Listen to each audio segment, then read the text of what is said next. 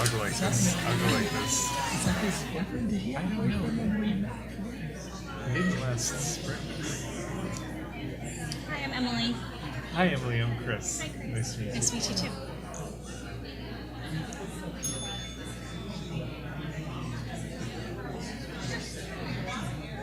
The baby. We get to play past the baby. Sure. Oh, the baby. Just talk up close to the microphone. Can you talk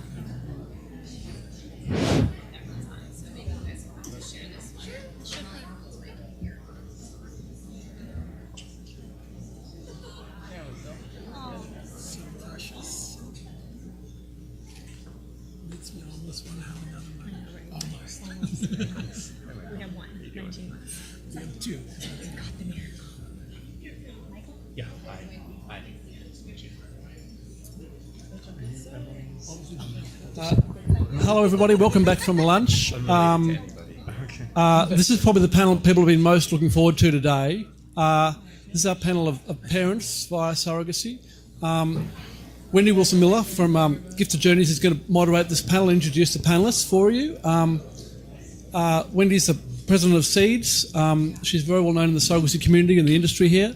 We're very lucky to have her. She's been able to get Gazelle to come along today, which has been terrific for us. So thank you, Wendy. I'll hand over to you now.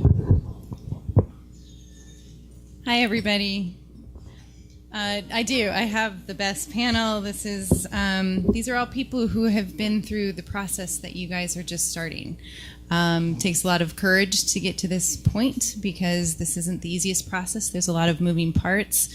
So one of the reasons we have these kind of panels with other intended parents is that they can share their stories with you. And you can hear their stories and you can ask questions at the end. So we don't have a lot of time. We have 4 different stories that we're going to hear. So I'm going to jump right in and try not to talk too much. And I think we'll go ahead and start with Victor and Chris. You can wave and say, but I'm going to introduce them. They've been together for 13 years and were married in April 2008. Victor is the National Director of New Product Development for Flywheel Sports, and Chris is the President of Evolve Real Estate. After exploring various options for creating their family, in 2007, Victor and Chris decided to move forward with their surrogacy journey. Victor and Chris had a challenging journey leading to the birth of their first child, as they will share with us today. They had their first daughter, Coco, which is an awesome name, in February 2010, and a little over a year later, with the same surrogate, started again in May 2012, and then their second daughter, Kiki, was born. So first, if I can have you, I know, Coco and Kiki, like, forget it, let's just go now. But if you can just spend about 5 to 10 minutes telling us a little bit about your journey, and then I'm going to ask you a couple of questions. So yeah, luckily our girls are as cute as their names, and it has been quite a journey, but what I can tell you is it's completely worth it. So all the ups and downs that Chris and I described to you ultimately end up with your baby finding its way into your life, and so that's really what matters. We decided we wanted to have kids, and it wasn't going to work the natural way. So we had to find a different way to do it, and we decided to explore all the different options and ended up choosing surrogacy. And I think, unlike a lot of you, thought like, oh, okay, so we'll find a surrogate, we'll do all the background work, we'll find a surrogate, we'll pay our money, and then we'll have a baby. That's the way it works. And that's actually not the way that it works, because having a baby, as it turns out, is not really that simple. And a lot of things have to line up in the right way for you to have a baby. And I think the thing with surrogacy is that you're just aware of all the steps in the process. As people that have babies the traditional way, they just don't know some of the things that happen. So we decided to work with an agency called Growing Generations, which they were amazing. And they found us, we went through all the background work. They found us a surrogate very quickly. I'm sure you understand like medical clearances for us and the surrogate and all that kind of stuff. So if you find a great agency to work with, I recommend going that route because they take care of a lot of that, and it's really confusing and hard to navigate, and they navigate all of it for you. So they did that. And everything was going really smoothly. And we got matched with a surrogate. We found an egg donor, all that stuff. And we're like, yes, we're on the path. And our surrogate and our egg donor synced up and all that kind of stuff. Everything was great.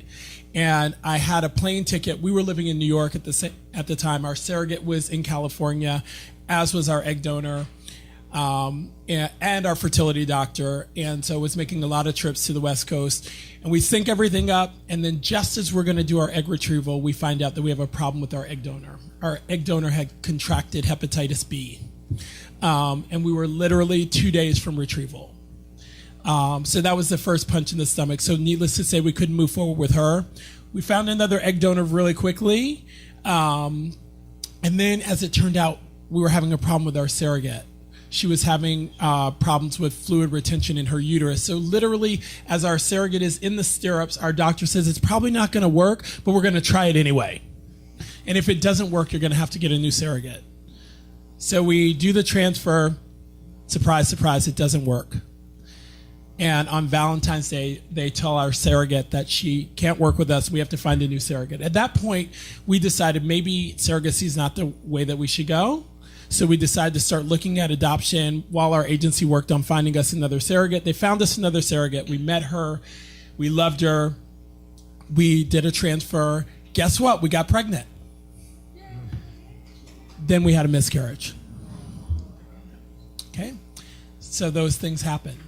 And then we started doubting, like, were we doing the right thing? Is this the right thing for us? Luckily, we were able to do another transfer really quickly, and we got pregnant right away. And then baby Coco was born. All right? So that's good. So there were lots of ups and downs there. And shortly thereafter, we knew that we wanted to have another child. So our surrogate had agreed that she would carry another child for us. We found an egg donor really quickly. Everything was really quick the second time. Our surrogate got pregnant right away, no complications. Baby Kiki was born a year later. So, it took a while. Our first child took almost 3 years from start to finish. And our second one took less than a year, right? And we had to be patient. We had to believe, like we felt like we really wanted a family, and we were really committed to that. We supported one another. My husband does speak, actually. It's just I usually talk. We supported one another. There were times when he was really down on it. There were times when I was really down on it. But in the end, we have 2 beautiful children, like absolutely beautiful, perfect kids, most of the time. And I'll let Chris talk now. Oh, I don't really have too much to add. But people throughout the process said, "Oh, don't worry about all this stuff. You'll forget all about it as soon as you have that. You're holding that beautiful baby." And there actually is some truth to that. But I did not want to hear that at the time. I just wanted to tell them to shut up. I just wanted. It was a tough couple of years, and I forget whether Victor mentioned we had actually started to go down the adoption route, and simultaneously, and we had the home visit. But as soon as we did that, that's when we got pregnant. It was almost something psychic came through. Okay, great. Well, I think one of the things they represent is, as we were saying earlier, how many moving parts there are in surrogacy. And there's a reason we have everybody in place, the physicians to do the tests. We have the mental health professionals that do the evaluations. And that's another thing.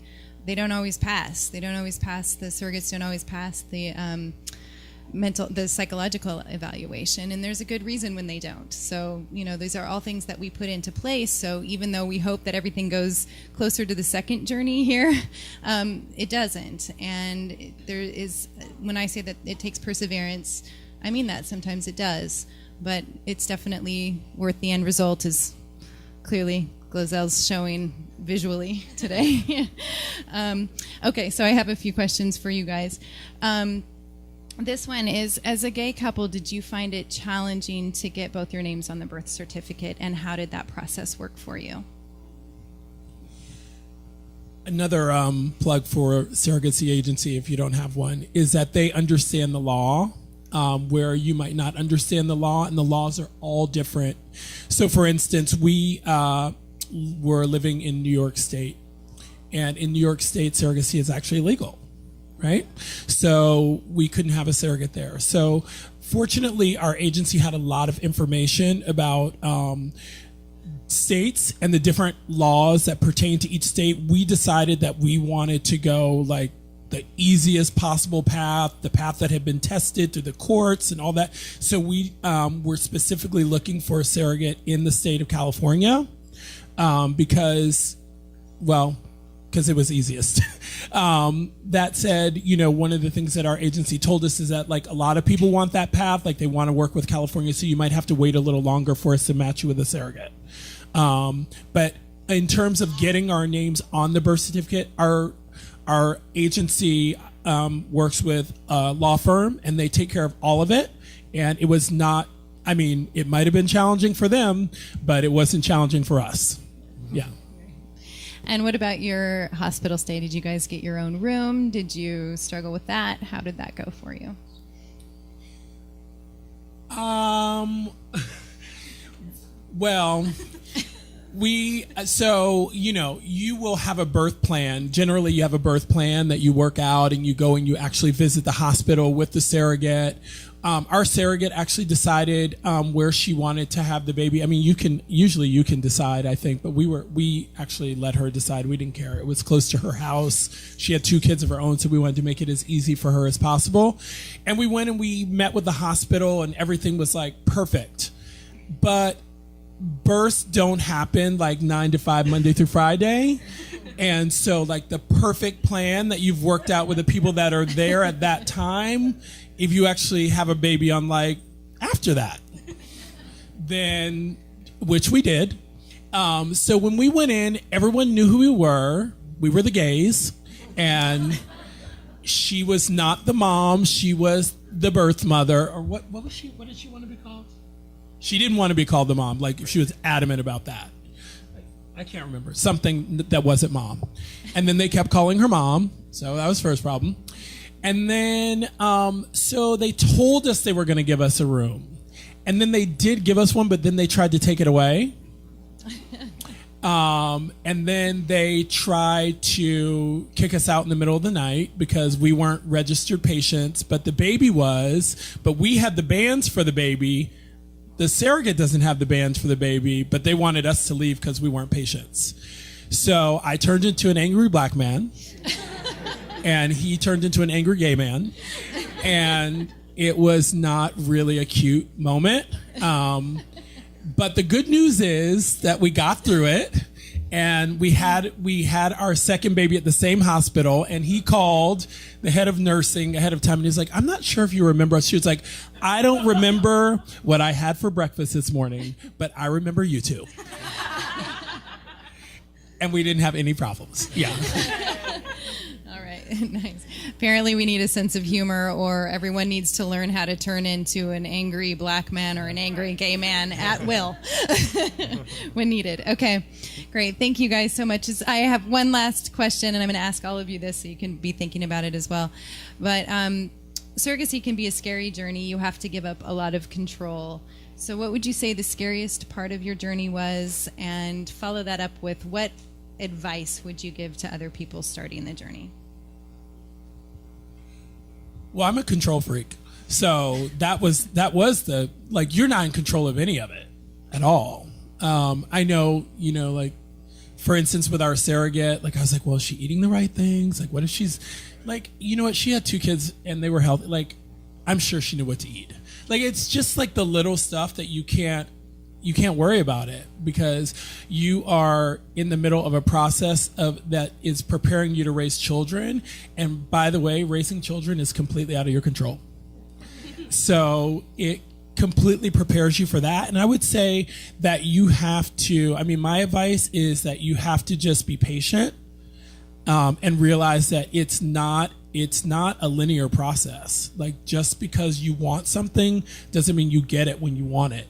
It means you get it, and this will sound, I live in California. You get it when the universe is ready to give it to you and when you're ready to receive it. And not a moment before that. Well, I guess the scariest thing with our second daughter, everything was going great on the birth, and then she flipped over and was breech, and the cord was around her neck twice, so we were going to have to do a C-section, and there's 15 things that you really have to agree with your surrogate about before the birth, and those are really important. How much contact you want, how involved they want you to be, what happens if there's if you need a C-section, and she had agreed. Of course, you have full permission. Of course, of course I'm willing to have a C-section. She agreed to all that, but she didn't want to have a C-section. And a lot of people probably don't. Well, I don't know. That's a very personal decision. That was in the heat of, obviously there was really no choice. We went to some doctors to see if our daughter could be, flipped around, and they were like, absolutely not. Because she was 37 weeks at that point. But we did everything we could to so that was a little scary. I was afraid that, I don't know, I had never dealt with that before. I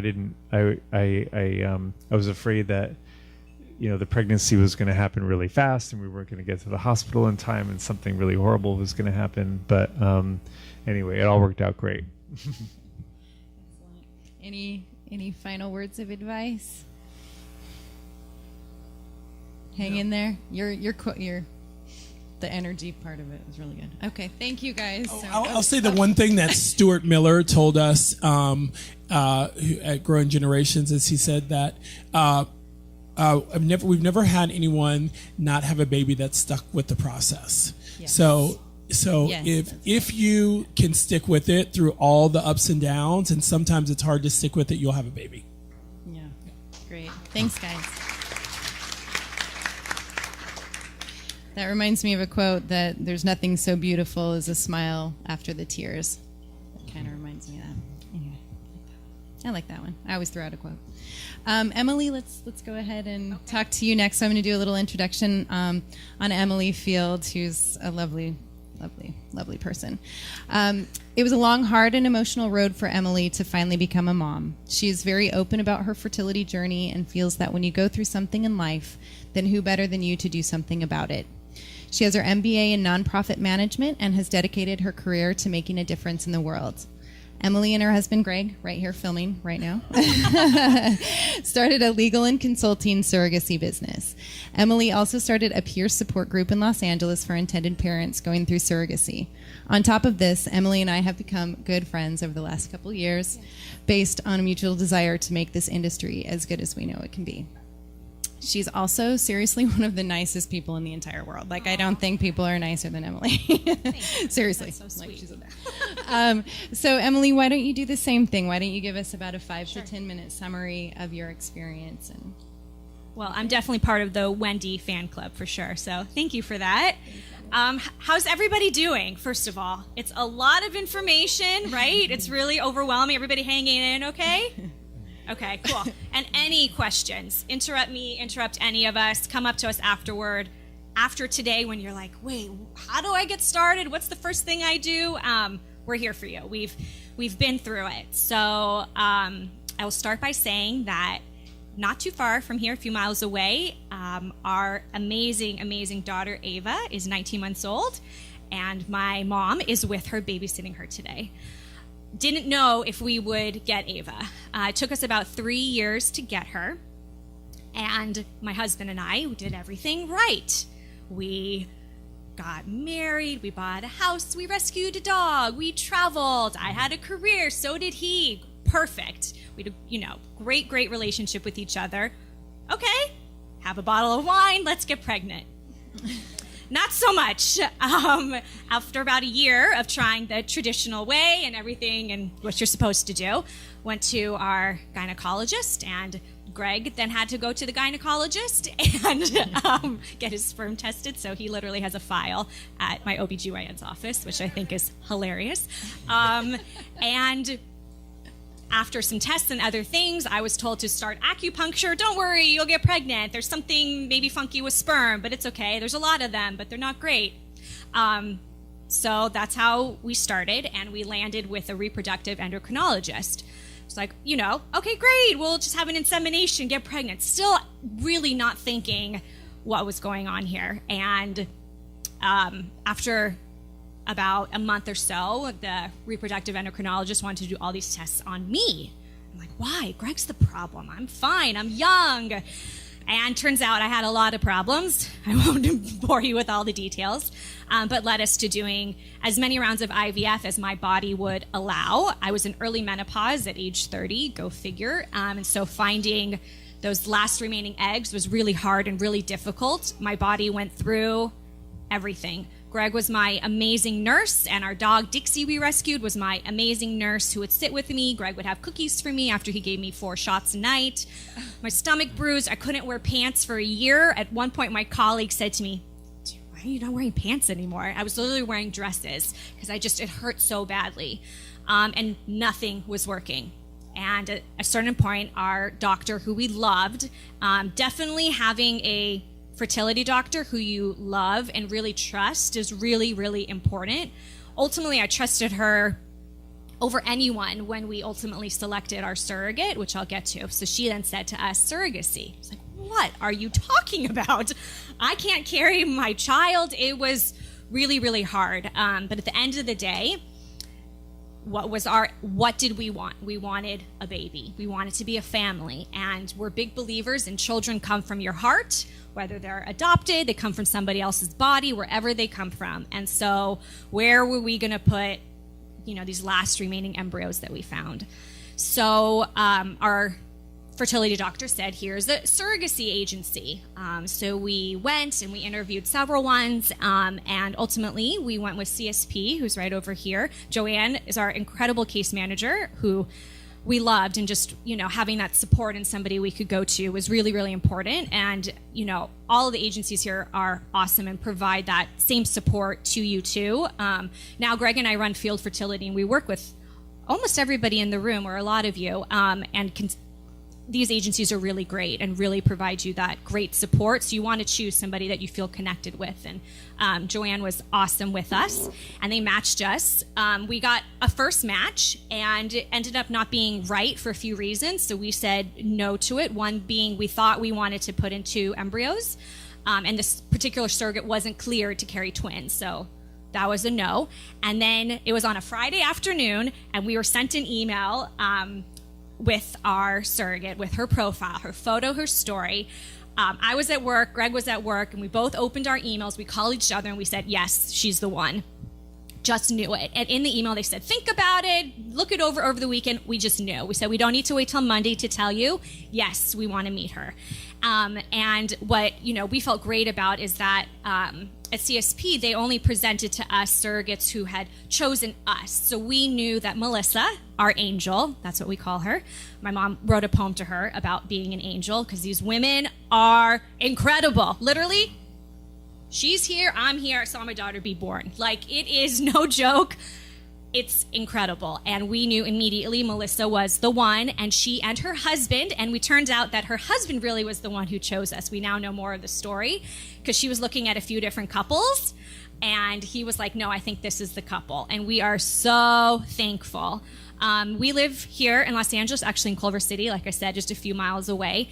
And Melissa lives in Valencia. So really close by, for those of you who know Los Angeles, about 45 minutes away.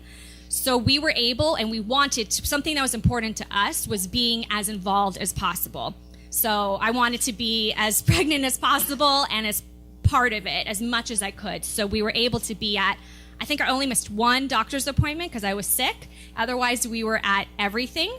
But even in us having a very, very close relationship and being at appointments, I only ever felt my daughter kick once for like 10 seconds, and Greg never got to. So even though we were at every appointment, we saw her, we were involved, Ava liked to be asleep. She was very obedient when we were around, but she was kicking the heck out of our surrogate at night, but never when we were around. But I share that because we were fortunate that we got to be at every appointment. A lot of couples don't get to. Maybe you only go in for some of the key ultrasounds or the birth. So we got to see her tummy grow and feel it, but, you know, we didn't really, you know, have that. So we tried to as much as possible. A lot of times, even though the doctors knew, or sometimes there'd be different ultrasound technicians or people would come in, and people didn't really read the file often all that times. I think they thought, you know, why? They thought like maybe I was Melissa's sister, and who's this guy who's standing with me and not near Melissa who's pregnant? So sometimes I felt maybe an insecurity or need to say, you know, us the parents, you know, and if there was ever a time where a doctor or a nurse said to Melissa something about being, you know, a parent, she would say, oh no, that's them. That was definitely something that I always felt a little uncomfortable about, of just wanting to assert that or make that be known. And in the end, none of that matters, and I now know it from the other side. So the transfer happened. We transferred 2 embryos. One took the first time, and we had an incredible pregnancy. Everything with me went wrong, and everything with Melissa went right. And our fertility doctor literally said, she's an Olympian. Like, her body was made to do this. Yours wasn't. See the differences? And it was just amazing, amazing. We feel so thankful. And then our daughter was born. And talk about, you know, and Wendy, you know this too, but just to go on, like when things are right and times are right. So my dad suddenly died 2005, February 10th. We were in the hospital February 10th, 2015, and our daughter Ava was born 28 minutes later on the 11th. So the 10-year anniversary of my dad's death, we were in the hospital. I saw Ava's head crowning at midnight. She could have had the same day, but we think my dad wanted her to have her own day. After 3 years, this is when our daughter was born. And we just feel so blessed. Like I said, I thought we might just rescue dogs and travel the world. We did look into adoption. We were so exhausted from everything we went through that we were going to have to take some time off. To save up money, because we spent a lot more than the estimates they showed you earlier. And even though those are averages, I will say. And we just feel so lucky to now be on the other side and breathe. So you guys will get through it some way, somehow. We're all here today to show that to you and hopefully provide some hope for you. Thank you, Emily. That was really great story. I almost started crying again at the podium. So we know that you had a really good relationship with your surrogate. Could you share some tips on how you feel other intended parents could create that type of a relationship with their surrogate, and what was it that created that really great relationship? Sure. I know Molly, where are you? Molly was actually one of our attorneys on our team, and now Greg and Molly are colleagues and represent cases together. It's fun. But she alluded to some of it, of doing things for your surrogates. So one, and we've heard it a bunch, but it's so huge, is communication. But you, as the intended parents, need to establish that. Don't wait for your surrogate to take the lead, because everybody's nervous. You know, you're building this relationship, you're dating, you're trying to figure it out. But I would, you know, send texts, or we would have a call or a Skype or something, and set up those expectations. If I couldn't be at an appointment, you know, I would text her with my questions ahead of time, or ask her to record something for me. But we just really got into a communication that was really important. It was mainly by text for us. That's what worked the best. She has 2 kids. She was busy. I was working, you know, so text was really, really good. But we wouldn't just talk about the pregnancy. We've heard this before, and I think Kim addressed it earlier. This is a real relationship. This is not a business transaction. It's a real relationship with a real person who is incredible.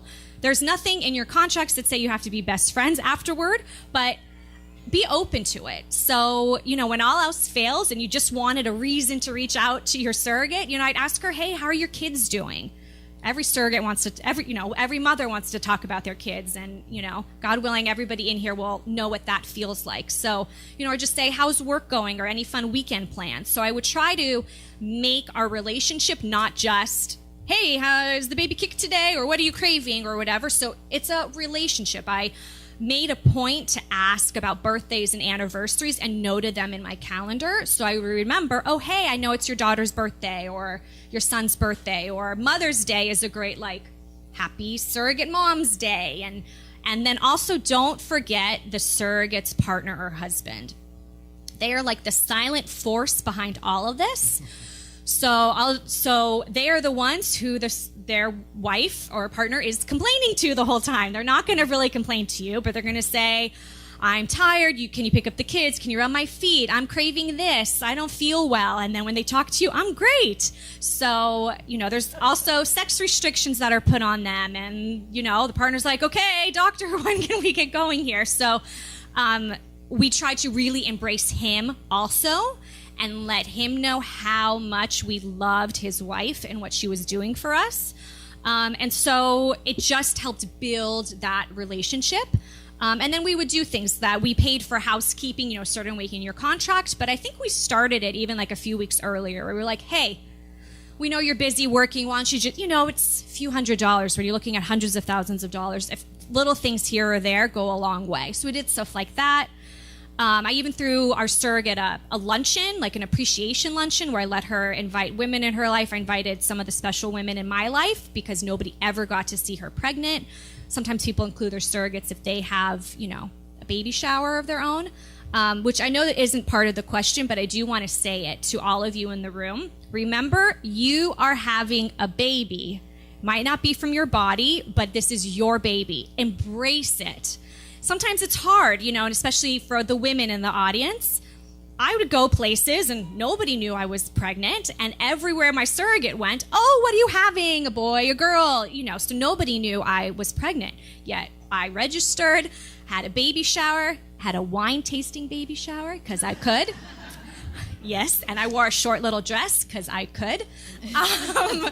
And so I would just say, we did the baby CPR and first aid training. We were having a baby. It didn't matter my body or not. I really came to that after years of struggling to come to that. And it just made it, so much better. And when people would look at us like, what are you, 2 months pregnant? No, our baby's due in a month. And when we then got home and we're walking in the neighborhood with our dog, as we always do, and then with a baby strapped on me, and our neighbors were like, huh? And we would then share our story and proudly share it, which is why, I'm up here today and why we're now part of this field. We're proud of it and want to give back, and really hope that all of you will get there and will be able to walk your neighborhoods with your babies and have all your neighbors look at you like, where did this baby come from? What I love about you, Emily, is you answered my next 3 questions. Well, in that one. I'm very efficient. Very nice job. Emily, thank you so Sure. much for sharing your story.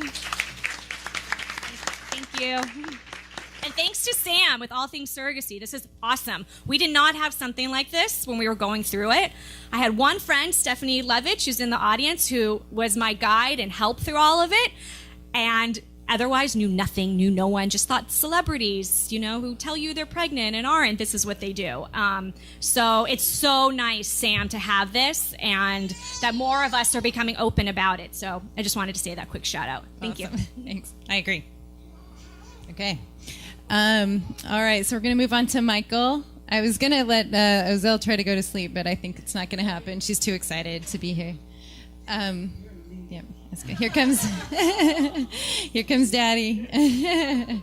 So Michael, we'll go ahead and go to you next. So I'm going to introduce Michael. Michael is the CEO of an agency called Helps Good. that help nonprofits with their digital marketing. He's a native New Yorker, but has lived in WeHo since 1999. For those who aren't in the know, WeHo stands for West Hollywood. He was also able to fund his surrogacy journey because he won $100,000 on a game show. And I think we all need to hear a little more about that. And he's been on 7 game shows in total, but it was the last one actually paid for his baby. Fortunately, he finally had his dream come true when baby Dominic was born in July of 2015. And Michael actually co-parents him with the bio mom and her partner. So he's got a great story, and we can't wait to hear it. Thank you. Hey. So yes, I came to a conference like this like maybe 6 years ago or so, saying, yeah, this is what I wanted to do. I had always wanted to be a dad. And then I saw the price tags. I don't know what the average price tag, what was it this go around now? What was it saying? Okay. So then it was like $100,000, and I was just like, okay, I can't do this. I just don't have the means. So I did pursue adoption. Meanwhile, I was in a long-term relationship at the time. I was with my partner then probably about 12 years or so, 10 years. And so I had wanted to pursue family making. He did not. It was known, like all along the way, but he was supportive to my process. But there was kind of like always this lurking thing in the background, like, where is this going to go? So I did pursue adoption at first, and I did get certified by LA County, and so that worked out great.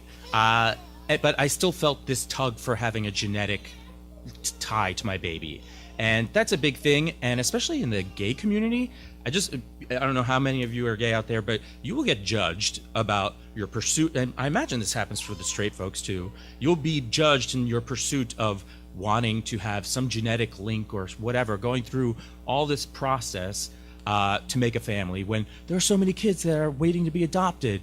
I mean, everybody is so quick to shame you and your choices of family making. Meanwhile, they don't understand, like, there are so many ways that a family gets made and is born out.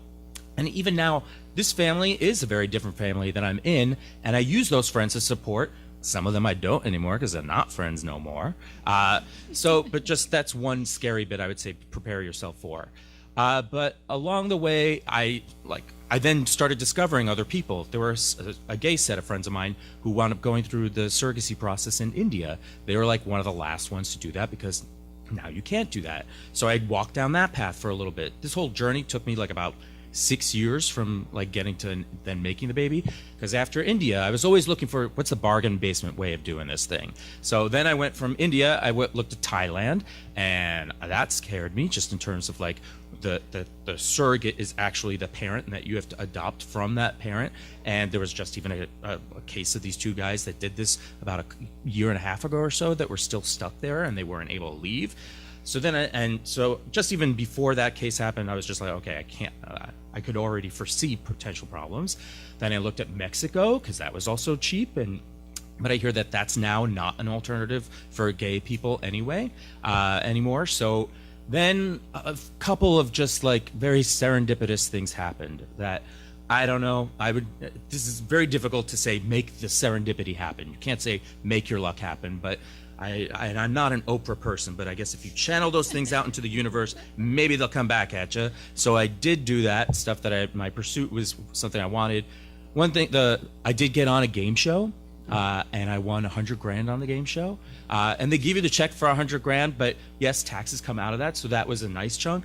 And then cousins found a garbage bag filled with stock certificates in their attic that my grandparents had been investing in when they first came to America, and one of those things happened to be worth $200,000 also. So that got distributed to the family. So check your attics. Also, check.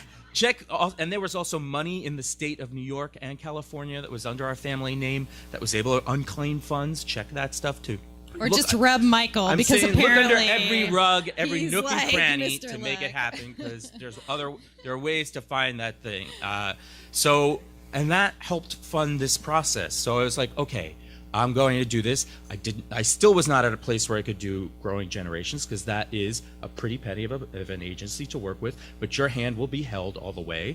I worked with a different agency that I won't name that my hand was not held all the way. And so it was a little scary throughout that process, but it was bargain basement cheapo place. So that was working for me. I started looking through the books of the women that you could work with as far as egg donors. I wasn't crazy about like just seeing them. It was like MySpace pictures at the time, almost like Facebook things that I was just like, I didn't know them. I wanted to have some kind of connection to them. I didn't know if I would even like them, and then I was just scared that I wouldn't like my kid if I wouldn't want to have a conversation with them. But now they have videos and everything, so you can get a little closer to that person. Yes, I am a little kooky with some of the things, so just have to embrace who you are, though, and understand these are the things that make me tick, and what are my bugaboos about this thing. So I wound up starting to look at, and it was my partner at the time who said, well, why don't you ask Jessie, who was this friend of mine. I'd known her for 8 years. We weren't besties, but we knew each other through improv comedy stuff, and it just seemed like, I was like, oh yeah, sure. I asked her. She said, I will donate for you, but at the time I had put it on the table saying, if you want to co-parent, because I had started hearing that term, and I don't know if anybody's familiar with it or not, but it's basically you're going into this arrangement with each other to parent that child. Think of it as almost like a divorced couple, except you don't hate each other, you're never married, you never had sex with the person, and you are committed to making this baby and this life and this child's future happen. So I put that on the table with her, but she was like, no, I'm not interested, but I'll do this for you. So she did that. We made a set round of embryos. During that process, she met somebody, and so she started a relationship. And as lesbians are wont to do, they got the U-Haul and got to, like, throughout this journey, within less than a year, they were in a marriage situation. So I didn't know that other person, but I was now in kind of a throuple situation, in a sense. So we made that first set of embryos with a very reputable fertility clinic here, but we weren't vibing fully with that clinic along the way. Midway through the process, it had changed over from like pictures of all these glowing, smiling faces of families on the walls to something that just looked like right out of Real Housewives of Beverly Hills. Like they redid their office, and it was chandeliers, and it was just, the vibe did not feel with what we wanted. So we went on another hunt for another place to take our embryos to, and we loved the new doctor and we loved the new place, but somewhere in the transportation process, that set of embryos did not survive. So, and that was just like, okay, one part of me was like, there goes 15 grand. The other part of me was like, oh, wow, that felt like a loss. That felt like life. And I was like, what am I thinking? Those are just embryos. And I tell women, I'm supporting your right to choose. But I felt like at that point, well, that's me. They were wanted. They were my kids. I was wanting that to happen. But if there was anybody else's, it's your right to choose to do whatever. But that was strange because I did feel loss at that time. And that made us decide, well, are we continuing on? Because at this point it did become we, because she said when she started getting, frankly, hepped up on hormones, my friend Jessie was like, I would like to be involved in this process more, and I would like to co-parent with you. And I was like, okay, I'm up for that. And so we did wind up going through another round of embryos, and all this time we're also trying to find a surrogate.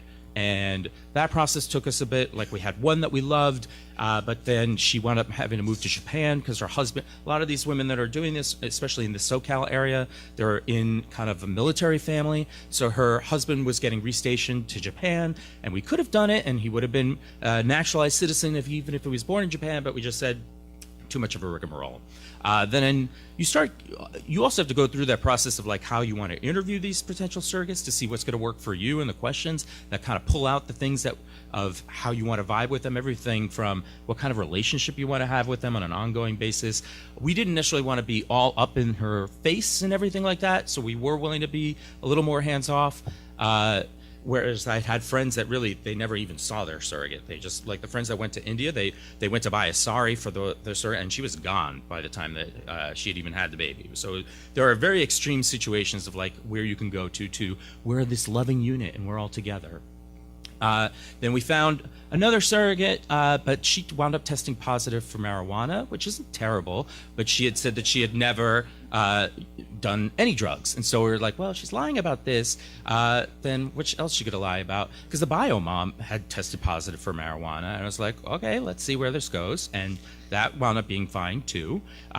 So we wound up finding a surrogate finally who happened to be a refugee from Iraq, naturalized citizen here from several years ago. Her husband was in the military here, and we started that process. And made the second round of embryos. We had a higher yield. We were just feeling a lot better with that doctor and everything. So I'd say make sure you vibe with your doctor and the whole world of things, because that everything is about removing as much stress from the process as possible. And so that's where we didn't want to get too involved in this in the surrogate's life, because we didn't want to be this, hey, we're their new neighbors in town and we're looking, how are you eating, what's going on in the bedroom there, hey, so we didn't want to give her any more stress than what was needed. And so, but there is always stress lurking around the corner. So we did have a successful pregnancy, like the implantation part of it. And then like by, I think it was the 20-week mark when you're supposed to be celebrating we're pregnant, I got this text, it was Super Bowl Sunday, saying I'm bleeding profusely and I had to go to the emergency room. It turns out she had a blood clot, and the blood clot, and it was relatively large underneath the placenta. Placenta could tear away and then no energy going to baby. Suffice it to say, the pregnancy was kept like on the down low. Like I didn't tell anybody that this was even happening throughout that time frame until about 10 months in, when the coast was clear, and luckily things turned out to be okay. And so now that's the guy that's standing in the background there. That's Dominic now. So he's out. He's totally fine and everything. And we are co-parenting together as what I imagine divorced couples do, in a way that we are sharing custody. My name and the bio mom's name are on that birth certificate. Her partner's name is not on that birth certificate. We do act as if she is a parent, but I think in California now you may be able to have 3 parents. I'm not totally sure, but she's not legally on a piece of paper somewhere a parent. But we share custody in terms of the time frame that he's at my house. I'd say right now probably about 60% of the time, 60-40. And it just depends, because I can work from home a lot of times. For the first 11 months of his life, I was working from home running my business, so I was the main primary caregiver at that time. Once he started crawling, oh my God, all bets were off. Yeah, it was crazy. So that's when I got some help as well. But yeah, so we kind of change weekends each way along the way, and we each have him. And I feel fortunate to be able to have this family bit in my life. Partner and I, we did split midway through that pregnancy also. But he was in the birth room, supportive. So, and he's still a supportive person in my life. He babysits him whenever I go to therapy to talk about him. So, so I'd say, yeah, but I'd say if it's something that you are committed to doing, do not be daunted by the friend naysayers, your parents saying, what? Or your family saying, what are you doing? Where are you getting that baby from? All along the way, like, oh yeah, I'm looking to have a baby in India. What? Like, oh, now Thailand. What? Like all those things, like everybody around you may say, oh my gosh, no, this is not going to happen. But if you have that intestinal fortitude to do it, you will do it. And then you get somebody looking back at you like this. So. Oh. He's so cute.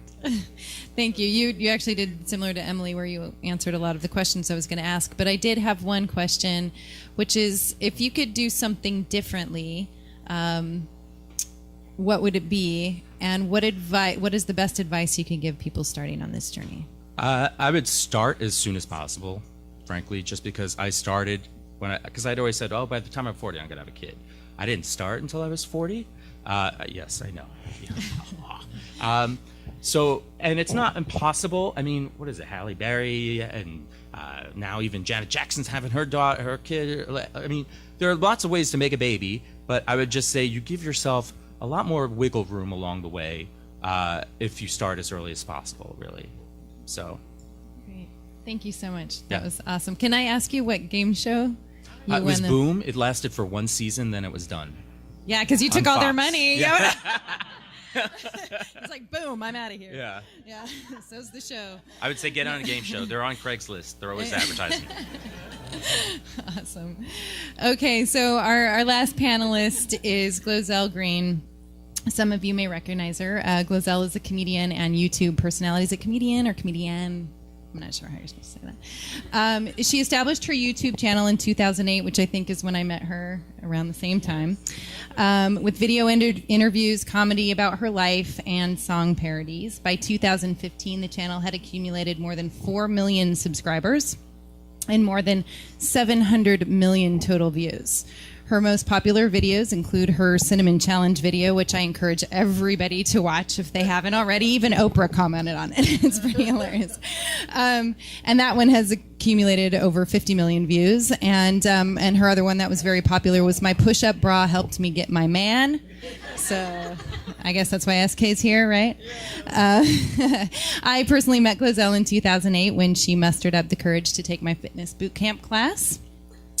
And I used to teach outdoors, and we'd have to run up mountains and stuff. And there was this one point where we were running up this trail. You're gonna tell the story. Okay. Yeah, well, it seems only fair. Like, and as she would tell it, the tree reached down and attacked her, but it grabbed her wig and launched it. So we all heard this screaming and turn around, and there she was, with a little braid and her hair, just doing that. And I thought to myself, yeah, we're going to stay friends. That's what I thought. So in, I believe it's 2015, Glozell and her husband, SK, came to me about their own fertility struggles, which of course I knew about because she posts literally every single thing that happens in her life on social media. So they came in and they talked to me, and I told them about surrogacy and gave them sort of just a little snapshot of what it was like to do this. And Glozell was pretty much like, okay, let's start tomorrow. And so I'll let her take it from here, what her surrogacy story is. Well, Wendy, I don't know why my, hair in the tree has anything to do with this. It doesn't. I just wanted to share that. I really wanted to share that story. My story, Wendy, you can almost tell it because she's been there from the beginning.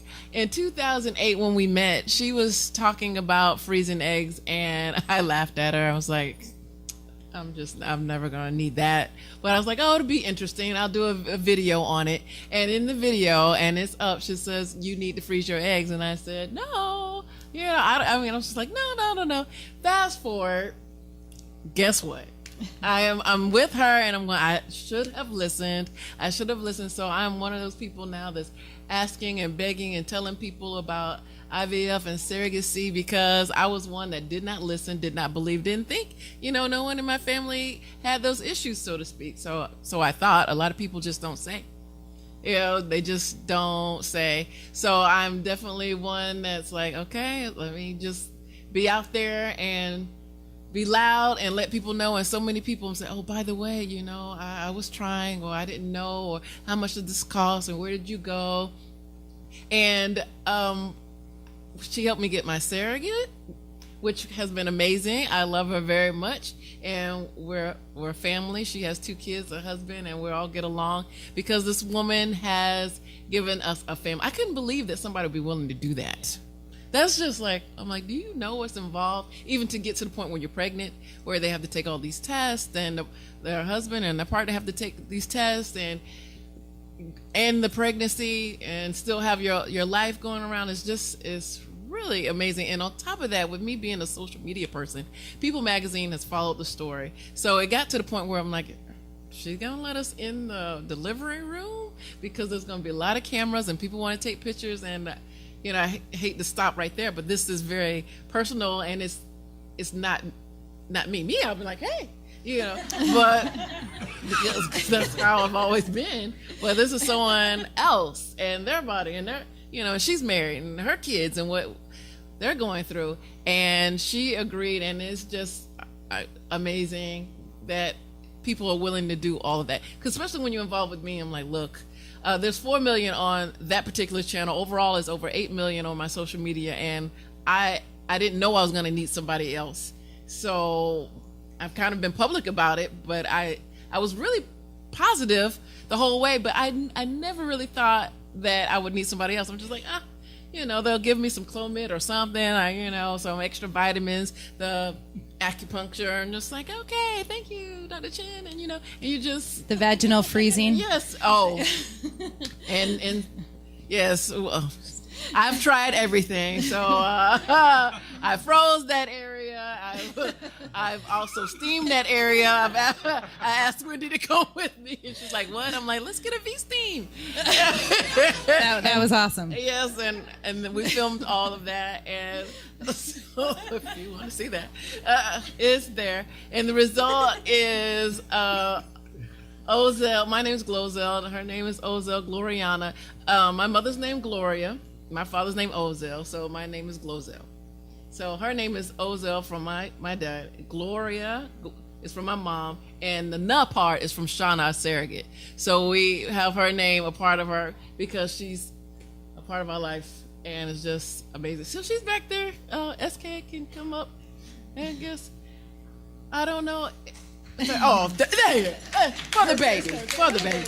It's just been crazy because also our surrogate, and especially in this time, our surrogate is blue-eyed, blonde, and people just could not understand it. Like, it's just so your baby is gonna be white, and I was like, well, if the baby's white, it's not mine. Because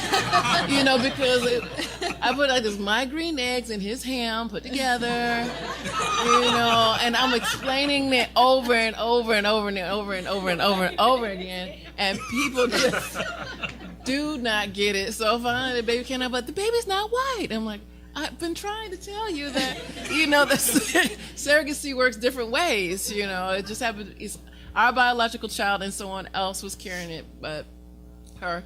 And I was thinking it was a boy this whole time, and then I was like, "What? It's a girl." I'm like, "Oh, I gotta get some clothes," because it's about as dressed up as I get. I'm like, "Okay, well," so that is the craziest and most fun thing, and I am so thankful that my weave came off in that tree in 2008 because we became fast friends since then. Thank you. That's an awesome. We have to give a little bit of an extra shout out to her surrogate because, as she was saying, if it was her, she'd have been just all over the place. But Shauna's very calm, just a very easygoing person, and so Glozel was like, "Well, there's going to be about 15 people in the room," and it's just like, and she was just like, "Okay," literally the whole time. So all of us had the opportunity, including the people behind the camera who were educated and like a little freaked out. Yeah.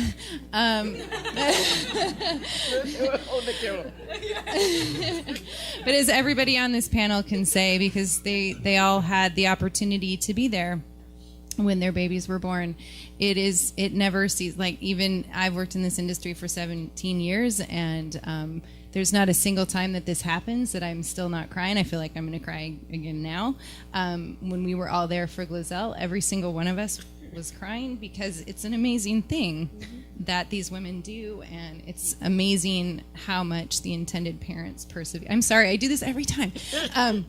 But it's just the perseverance to hang in there and to trust somebody else to carry their baby and to be willing to really just kind of go through the process with them. And you've all been very kind about how you were respecting your surrogate and her boundaries and what she wanted, because you realize at the end of the day, it changes your life forever. So, anyway, sorry, I went off on my 2 cents.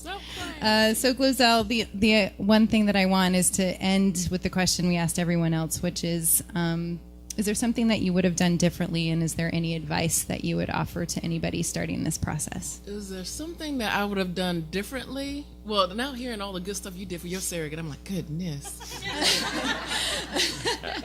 It's not too late. It's not too late. But I'm like, I did good stuff. You did a lot of stuff too. More.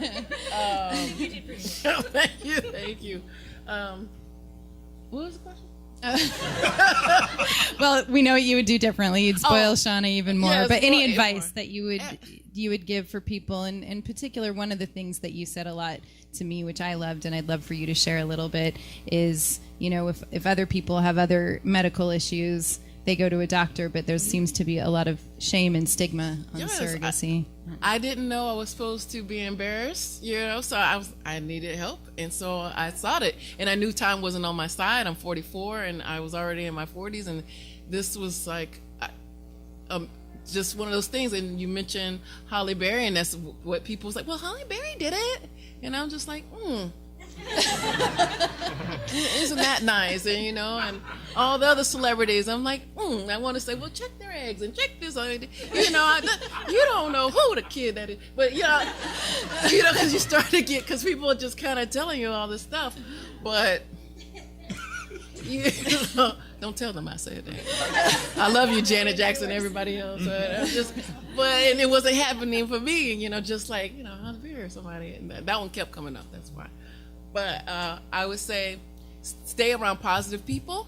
And I'm in social media, so I got a lot of, if God wanted you to have kids, you would not have to go through all this. There's so many kids out there. Why do you feel like so selfish to have your own this way and spending all this money going through this time? I'm like, my baby's on layaway. I'm going to pay. That worked out. And also, for Sean especially, like I say, this day and time, I was concerned because she was, and she still is white.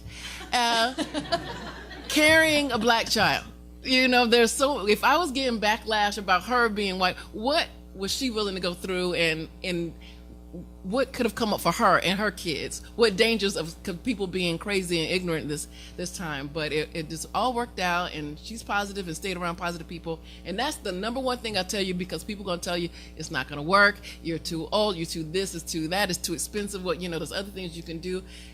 I did not listen to the first doctor that said I was too old, to the second doctor that said I was too old. The third doctor said, well, maybe someone can carry. And then the fourth doctor said, well, let's try. And I was like, that's all I need. It's going to work. Because you just gave me that little bit of hope, a little bit of Halle Berry. So thank you. Thank you. Oh, thank you.